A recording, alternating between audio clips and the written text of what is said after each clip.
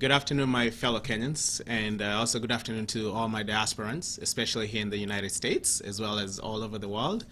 My name is Samuel Ireri. I'm the UDA Minnesota chairman, and I want to speak on a capacity of just a diasporan first, before we get into politics. And one of the main things that I've had to have this press statement today is just to address a few questions that have come up, especially from the people in diaspora.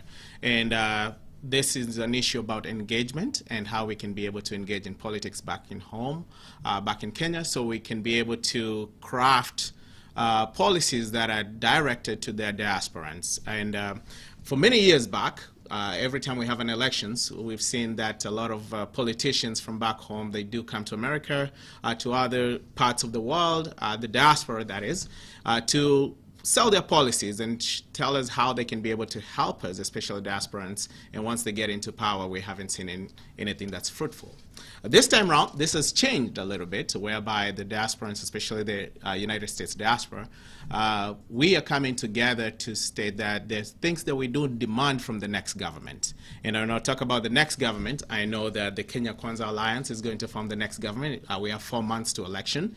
And why we want to bring everybody on board is because there's something very different that has been done from the KWANZA Alliance versus the Azimio, of which now I think it's Azimio Oka, or Azimio One Kenya Alliance as of today, that we want everybody to open up their eyes and see. Our plea is to have an open mind, and let's discuss issues that really affect us here. First and foremost, what's different with KWANZA is the engagement that they've had.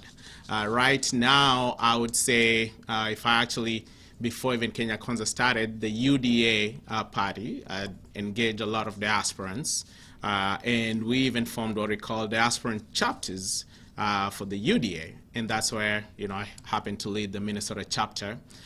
This was initially done so that we can be able to hear each and everyone who is in diaspora can be able to channel their grievances, what has been going on, and the policies that they want to see the next government enact.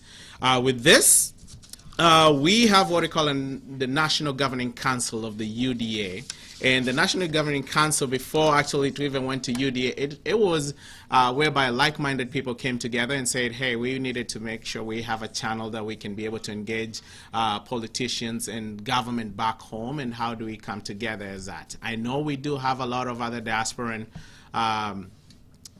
other diasporan parties, not really parties, but other diasporan channels that people have been able to engage with governments. But the difference right now is whereby we want to ensure that we do have a diasporan ministry that will be created by the next government. Of all the parties that are running, of all the political people who are running, it's only UDA, and actually now let me specify to KWANZA, that has come up and said, guess what, we are committing to this.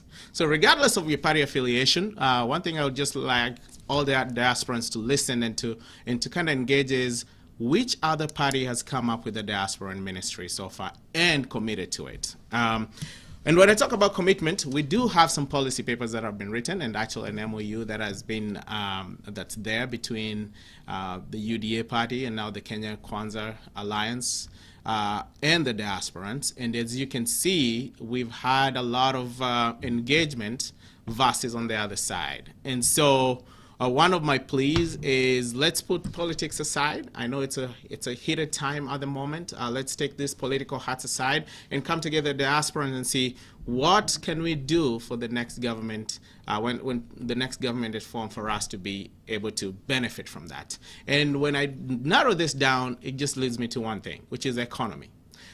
For us who are in diaspora, we understand the economy very well. We understand what happens when the economic models are best fit for the people from the bottom all the way to the top, rather than the economy trickling from the top to the bottom, right? A good example is, I'm here in America, and we know how that works, the bottom-up economy, how it works, how we can be able to shift people from the bottom of the food chain, if I could say that, until they're able to get into the next class, which is like the middle class. And then how do we expand that middle class to go to the either upper middle class or to the wealthy class? And that cannot be done without really factoring in how do we empower people at the bottom.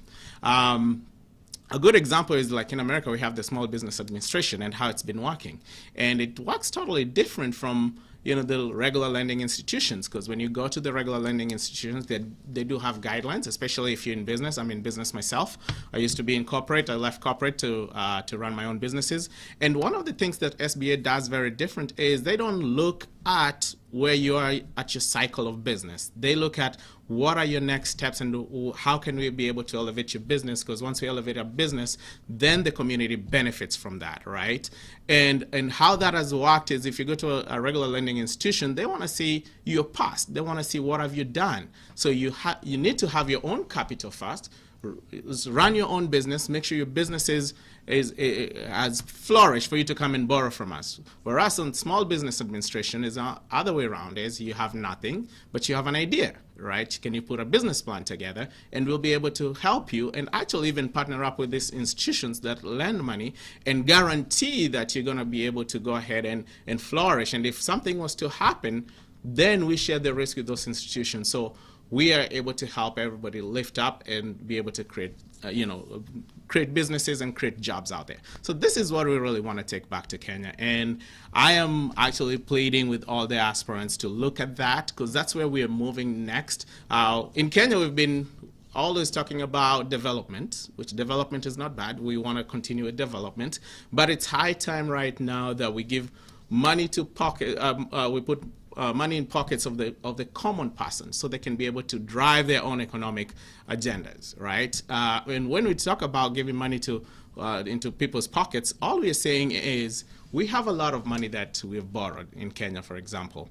I believe around $600 billion that we borrow for just development. If we shift this money to put it into people's pockets, then the people are able to go ahead and continue with the small business that they have. They can grow that business. If you don't have a business, but you have a business plan, only that you're lacking capital, now you're able to participate into the economy.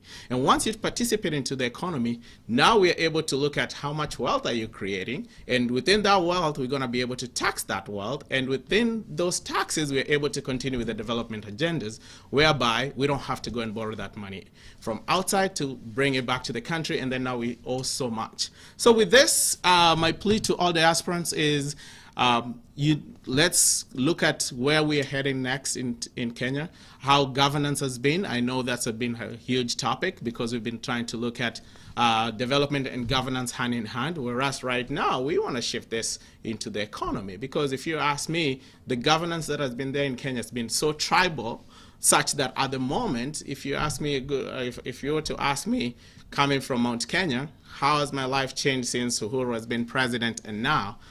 Sincerely speaking, I actually have lost a lot of money, because I've been sending more money home because people don't have money. The standards of living has gone so high, such that we get affected as diasporans because of that. So let's shift this message from the regular governance message into an economic message, and this is where we, all diasporans, will be able to benefit. So I'm asking all my diasporans to join hands, this Kenya KWANZA Alliance. That's where I think when we talk about economics in the diaspora, we are so aligned into, because we've seen the other side. All they're talking about right now is social welfare.